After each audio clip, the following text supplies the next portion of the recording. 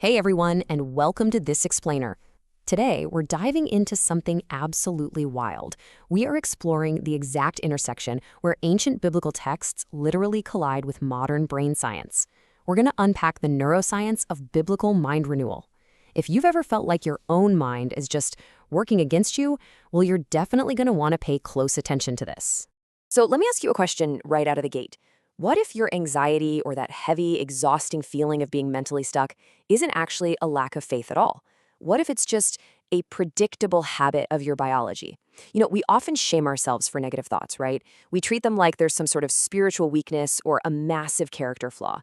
But as we'll see today, we really need to reframe this. It's not a flaw. It's quite literally a biological symptom of repetition. Okay, let's dive into this. Here's our roadmap for today. First, we'll look at the neuroscience of strongholds. Second, how ancient wisdom meets modern science.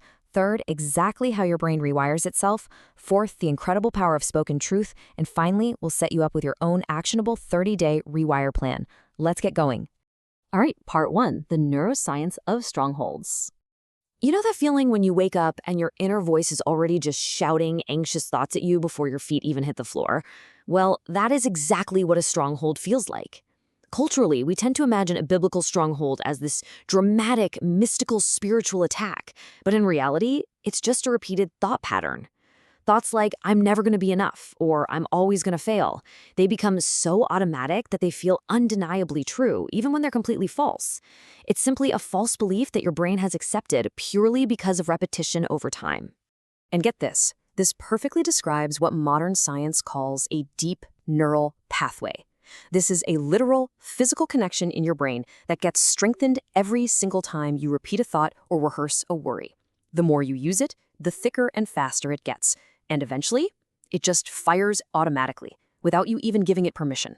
It is absolutely amazing to realize that a 2,000-year-old scriptural command is describing the exact same mechanism that modern neuroscientists study today. So, why does negative thinking feel so incredibly convincing to us? It's not because those thoughts are accurate or true. I mean, just look at the math here. If you have 10,000 repetitions of fear-based thoughts and only, say, 200 repetitions of faith-based thoughts, your brain is absolutely going to default to the fear pathway. It's not choosing truth, it's just choosing efficiency and familiarity. It takes the path of least resistance. So how in the world do we fight this biological momentum? Well, notice the stark contrast between these two approaches. Trying to forcefully suppress bad thoughts, or shaming yourself, or distracting yourself with a screen, these worldly weapons just don't work. They suppress, sure, but they definitely don't transform.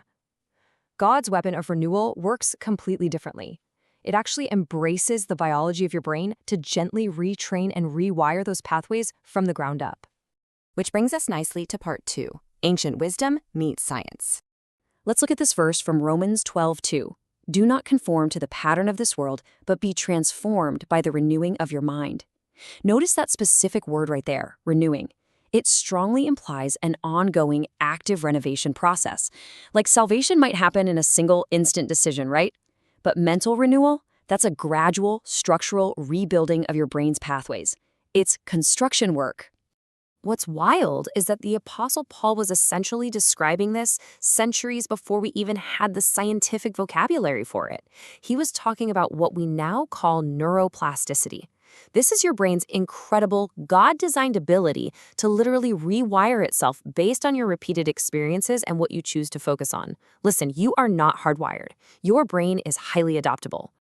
And this leads me to a little phrase I really want you to remember today. Information inspires, but repetition rewires.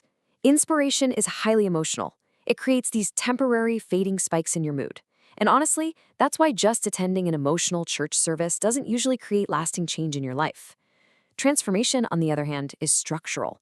It requires the permanent, gradual rebuilding of your brain's architecture through daily discipline. Okay, part three, how your brain rewires. Now that we know the brain is fully capable of change, we really need to look at the specific biological mechanics of how an old toxic thought gets demolished and how a brand new healthy one gets built. It all happens through this brain rewiring loop. It starts with attention, what you choose to focus on. Then repetition, what you consistently rehearse. Next is emotion, what you actually feel while you're rehearsing it. And finally, belief, which is when it becomes an automatic reflex. Think of it like walking a path through tall grass, okay? Attention is just finding the trail. Repetition is walking that trail every single day. Emotion is how you feel while you walk it, pressing the grass down even further. And belief? That's when it finally becomes a permanent, clear dirt path. And here is the really good news. The reverse is also biologically true. Through a process called synaptic pruning, your brain actually weakens its unused pathways just to conserve energy. So when you intentionally stop feeding a negative narrative, when you refuse to walk that anxious path in the tall grass, your brain literally takes pruning shears to those unused branches. You can biologically starve a fear simply by refusing to rehearse it. Moving right along to part 4, the power of spoken truth.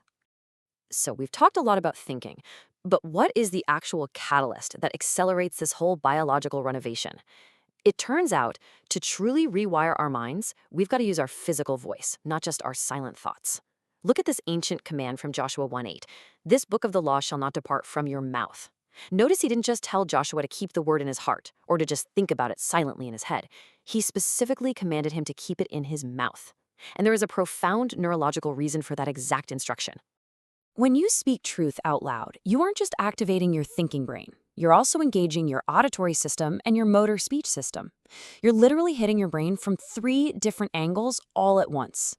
Speaking aloud upgrades your brain's processing from like a slow dial-up connection to high-speed fiber optic. You are doubling the impact of the truth just by letting your own ears hear your own voice. It's a total game changer. Finally, let's get practical with part 5, your 30-day rewire plan. It's time to take all of this fascinating neuroscience and ancient theology and turn it into a highly actionable daily habit you can start today. Here is your 5-minute daily routine. Do this every morning and every night. Step 1, be still. This silences the noise and actually lowers the fear response in your brain's amygdala. Step 2, read one truth or scripture out loud and do it very slowly.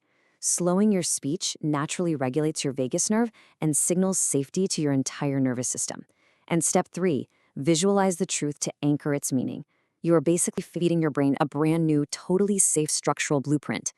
Let's map out what this 30-day neurological journey actually looks like.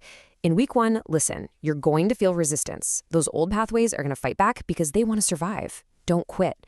Week 2 brings awareness. You'll start catching those negative loops in real time. By week 3, you'll experience interruption, where the new truth naturally steps in to block the old lie. And by week 4, you finally hit stabilization. Remember, this transformation is physical. You are literally doing structural construction on your mind. We're going to wrap up this explainer with one final, pretty provocative question. Your brain is a remarkable neuroplastic masterpiece, and it is always, always listening to the internal dialogue you feed it.